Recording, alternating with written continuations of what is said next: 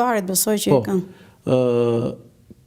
Pyetje, përse dështuan këta? Prej Kinfilmit, tradhtisë Kinfilmit, apo aftësisë së oficerëve të sigurimit të shtetit? Se ky është debati. Dhe unë po pyes tani një profesioniste dhe jo një nga këta që o ka qenë ishte oficeri i sigurimit ose ka një lidhje tjetër, se besoj ti e di që ky është një debat që s'ka nuk përfundon. Dhe është normale mos përfundoj përderisa ende kërkohet.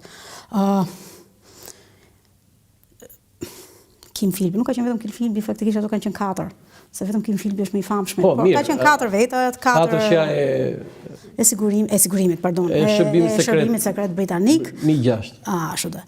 M5, M6, por këta nuk është vetëm në Shqipëri. Domethënë ka pasur ky backroll operation i CIA-s dhe i britanikëve kryesisht me njerëz nga vendet ku të desantoheshin në kuadër të luftës së ftohtë. Është një operacion i menduar gjatë luftës së ftohtë për të angazhuar pra frontin anti-bolshevik. Dhe agjentura ruse, dhe shumë interesante dokumentet e agjenturës ruse që janë edhe në arkiv shtetit, sidomos korrespondenca me Metsheut në atë kohë, e jashtëzakonshme kur në një farë mënyrë i raportonte Enver Hoxhës mbi shërbimin sekret bolshevik rus në Tiranë, çdo gjë dijej.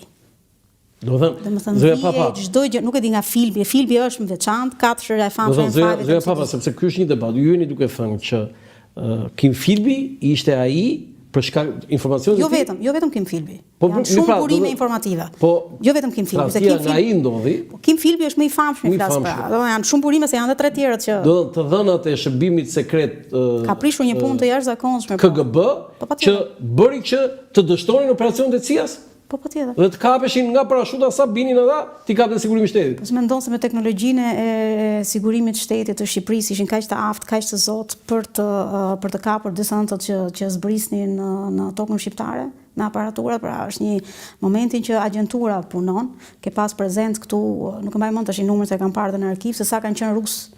Po, është një numër shumë e jep me Metsheut, nuk e mbaj mend se duhet jemi sakt, por unë kam dokumentet me Metsheut, disa biles, jo një, ku raporton mbi shifrat me emra filan Fisteku dhe shërbimet e tyre.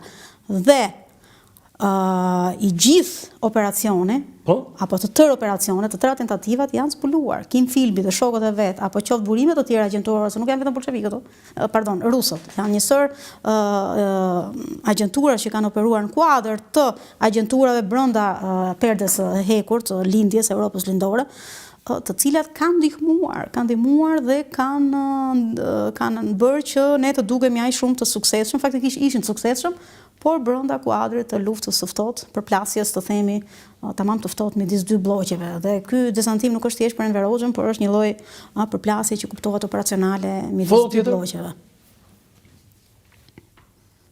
I ke syll si gazi degës, thoshin atëherë. Mos i bëj syll si gazi degës. Ky është gazi degës. Unë mbaj mend një rrëfim që më ka bërë në një nga këta të përndjekurit, ku thoshte sa herë në lagje shihja ose dëgjoja zhurmën, dridheshim. Këtu në Tiranë? Jo. Jo në Tiranë, në një nga këto, më tash, më duket se në një nga këto rrethet kur tregojnë këto konferencat dhe rrëfimet që kam dëgjuar. Sa vinte gazeteri? Domethënë, duke pas parasysh statusin social të tij i deklasuar, sa herë shikonte një gaz apo sa herë dëgjonte motorin, sepse edhe makinat kanë qenë të rralla. Në karrocë kalonte me kuaj, po këto makinat në atë kohë dhe me këtë bëshin arrestimet? Po kryesisht jo vetëm me këtë, po ky ka qenë simboli i Ministrisë së Brendshme i Sigurimit të Shtetit. I degës brendshme, Vinte ky bënte gjëmën, ky arreston. Po në perceptim në përfiturimin e njerëzve po? Gazi degës. Ka qenë arma e sigurimit, pra një nga armët e sigurimit. Arma e dashur. Një ato levat e sigurimit. Po e dashur, shumë e dashur, se motorike byles. Shkretat, unë nuk e di fatet e tyre. Sa ata që të ndjekë, si mund të ishte, po vini me një makinë tjetër. Jo, si tash janë si këto makinat e policisë që atëherë ka qenë shile. Tirana. Zonja Papa, Tirana, pa ti është bloku. Si u kryo bloku? Kryohet si bloku. S'është vetëm shpikje shqiptare, bloku. Nga u mor modeli? Nga Moska? Po nga Moska patjetër. Çfarë ishte bloku? Kremlini? Po, Kremlini miniaturë. Këtu ke në Sofje. Kremlini i Tiranës. Ke Kremlin në Tiranë, ke Kremlin në Sofje, ke Kremlin në Gjermaninë Lindore, në Berlin, patjetër. Madje shumë interesante se janë kthyer në zona turistike. Në qoftë se në Sofje deri në 63 me Krushovin këto filluan pak të hapen, Po. pra, po Berlini ka rezistuar me të drejtën, si pjesë, unë e di që ka rezistuar, harrova të shehemi si quhet, Berlinin lindor, dhe bloku. Po është interesante mënyra si u krijua bloku. Unë kam lexuar një rrëfim të Enver Hoxhës, kur ditët e para të themit të hyrjes në nëntor, me që jemi nëntor, të hyrjes së qeverisë përkohshme në Tiranë, kanë banuar tek Hotel Dajti, te suitat e Hotel Dajtit. Derisa pastaj piketuan shtëpinë ku ai e vjetër të Enver Hoxhës, ku ishte italian të inxhinierit, po, dhe Belotin duket sigur ka pasur emrin, mos gaboj. Dhe pastaj bëri shtesën. Pastaj bëri shtesën sepse u zgjeru familja e tjerë. Por interesante thoshte aty shihja si xhadet e biles në një mbledhje, në një kështu takim që i erdhën këta të byros politike Enverit në shtëpi, shkelën në një si xhadet vjetër shumë të bukur, shkelën i tha Enverit se kjo është si xhadi i fshet Verlacit. Të shtëpi vet? Po. Do të thënë si xhat qëllimi i shtëpisë kryesor, ishte fshet Verlacit. Kolaboracionistin, po, më të pasurit të Shqipërisë. Shkelën i tha. Ka janë arkive dokumentat, unë i kam. Se interesante kjo. Kështu është bërë bloku. Pastaj filluan. Po Shefqeti ishte kolaboracionist? Po ishte, pse jo? Ishte. Se kam frikë të them patjetër që ishte kryeministri i Shqipërisë, fashiste, i pushtimit fashist, kolaboracionist ishte. Tani na thoj diçka tjetër për bllokun. Në fakt është edhe një element tjetër, se edhe bloku kishim dhe një blok në rast lufte në Çorovod, besoj e di këtë fakt. Pjesa e bunkerëve. Jo, edhe bloku, ku do rrinte Enver Hoxha. Patjetër, po në Dajt atje, po ka kudo, në gjithë Shqipëria. Po jo, aty ishte bloku, po i vogël në Çorovod. Tani këtu, si funksionon bloku? Për ata që nuk e di se unë e di. Po një zonë, domethënë bloku është aty ku tash të rinjt kanë qejf të argëtohen. Në atë kohë ishte ndaluar të futesh. Dhe aty ku çojmë sot turistat, që i tregojmë shtëpinë Enver Hoxhës, të cilën shqiptarët ende sot e kësaj dite duhet marrin leje ose duhet ketë në një event për kryesisht për të huajt ambasadorët apo në një shfaqje. Okej, po ti shpjegojmë aty që na ndjekin. Zëja papa, domethënë këtu nuk lejohet të kaloje. Nuk lejohet. Unë e mbaj më të mirë. Ti e mban më, aty ishte ushtar me armë. Ka qenë ushtar, një zonë postoblok, tamam postobloku ku është ai memoriali i hapur që e kanë lënë. Po ja, mua aty të cek. E kanë lënë mëshirë të fatit. Aty kishte ushtar. Aty kishte ushtar dhe gjithë përreth, të gjithë zona. Ishte rrethuar me ushtar. E gjithë zona. Dhe aty jetonte gjithë udhëheqja komuniste. Aty jetonin kryesisht antarë të byros politike ose sekretarë të komitetit kryesor të komitetit qendror në dijenin time. Jo, nuk ishin gjithë, se kishte rezidenca për shembull ku është Artigjanoja sot ose te Rrugica Salës. Kishte domethënë gjithë vilat më të mira të Tiranës. I morën ata. I hoqën pronarët, i shpronsuan dhe akomoduan njerëz të qeverisë. Po këtu kush ishte Enver Hoxha? Mehmet Sheu? Po Ramiz Alia, Hysni Ka, po gjithë Jo, Kadri Azbiu nuk ishte këtu. Nuk e di Kadri Azbiun, nuk e di as Beqir Ballukun as Kadri Azbiun, ndoshta kanë qenë jashtë, por këta kanë qenë ministra. Nuk e di. Por këto i di kryesorët, madje shtëpia Mehmet Sheu. Koçizoze kishin gjithë me Enver Hoxhën dhe ai e pa kurrë. Pastaj u zëvendësu.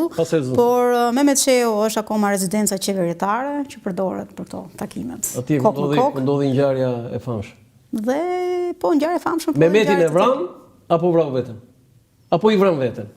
Po i vran veten, thoi, ka thënë birin duket se bashkime. Nësa unë, zonja Papa, profesoresh Papa, te libri im 100 vrasjet e kam vrasje dhe nuk kam dyshime, unë kam bindje. Vërtet? Po.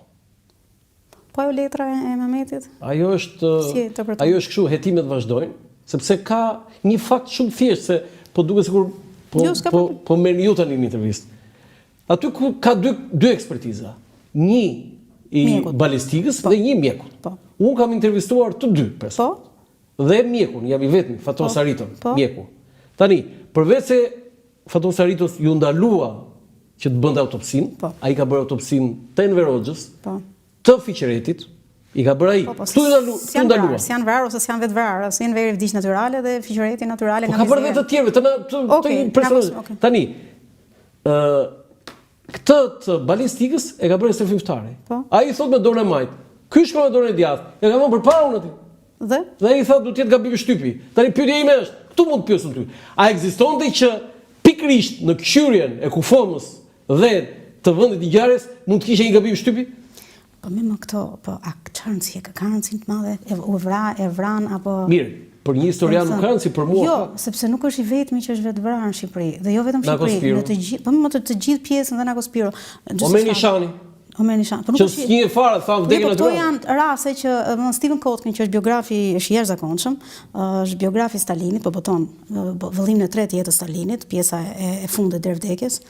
Jep në sa raste të eksponentëve të lartë të Partisë Komuniste Bolshevike, të Partisë Bolshevike Ruse, Bashkimin Sovjetik, që kanë vrarë veten. Do të thënë momentin që kanë devijuar nga linja e partisë, të themi, dhe ajo bindja për partinë, për vijën e drejtë, ndoshta edhe zhgënjimin ndaj liderit, ndaj udhëheqësit, futet këtu pastaj edhe pjesa e kultit të udhëheqësit, i ka çuar o drejt vetvrasjes ose i kanë vrarë dhe i kanë paraqitur si vetvrasje. Dhe pyetja është, a ka ndonjë rëndësi? E vranë momenti që ai ishte një enverist, ai ishte një komunist, ishte bolshevik, domethënë në atë bindjen e vet për të sistemit, ka ndërtuar sistemin dhe ka mbajtur sistemin. Foto tjetër.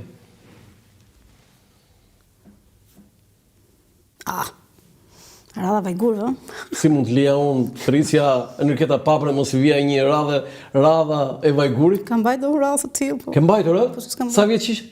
Po ja, se ka qenë që nga 10 vjeç që kur mba filloja të ndërgjegjësohesha që isha aftë, ti tregoja prindërve që i ndihmoja, po patjetër, Ke qenë radhë Vajguri? Kam qenë radhë E Vajguri. sa ta ishe kur vajte që të kujtohet? Jo, mendoj Po shumë ja kështu bidon sa të thotë se nuk e di kuptoj këtu radhash atje, po do nga atje fillon. Po ndoshta edhe çik më këtej. Po jo, patjetër që vazhdon, po bidon gjithë bidon. Ai bidoni i metalt, kështu i aluminit, Shikoj një çik ç'a vëre, asnjë nuk i ngjan tjetrit. Po, sepse çanta, ose kishin vënë ndonjë, edhe kur ishin të ngjashëm, kishin vënë ndonjë emblema, ndonjë shenja, ndonjë të Jo, për shkak si është kjo është njësoj si kariget në mort. Unë them studentëve të mi, të bëj lëndën historia dhe memoria, dhe kujtesa, vizuale qoftë, kur kishte raste fatkeqësisht në shkallë të pallatit. Dhe merrshin tashi, vinin komshinët, filxhante kafes dhe këto kariget. Unë mbaj mend kariget. Vinin dhe mbrapa ishte emri i Timati, quaj Kristofor, dhe mbrapa ishte emri i babit, sepse kishte aq shumë karige të njëjta, kjo lloj njeksimi, parafabrikimi. Thot Max Velo, parafabrikimi i jetës, domethënë si ato pallate parafabrikate, ti kishe kudo dhe në shtëpi njësoj mobiljet orendit. Dhe kishe shtuar emrin ju. Po edhe ne. Dhe këtu bidonët e kishin nga një flas veçanti për të kuptuar se bidoni i Enriquetës apo një etiket. Po. Radha ishte simbolika e nivelit